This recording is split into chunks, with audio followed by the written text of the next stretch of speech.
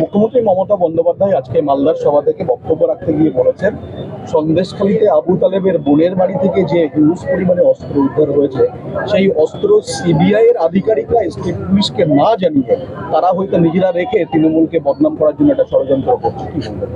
এটা মমতা ব্যানার্জি তৃণমূল হিসাবে দেখছে কেন? একজন সমাজ বিরোধী হিসাবে ট্রিট করতে পারছে না কেন? দেশদ্রোহী হিসাবে ট্রিট করতে পারছে না কেন?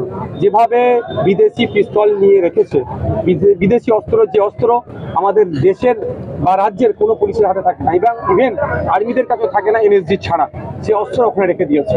মমতা ব্যানার্জি মহাশয় কি বলছেন একটু তিনি ভাবছেন? শুধু পার্টিকে বাঁচানোর জন্য, পার্টির কর্মীদেরকে ক্লিন চিট দেওয়ার জন্য যে ধরনের মন্তব্য করছেন, একজন রাজ্যের অভিভাবিকা হিসাবে সমীচীন না।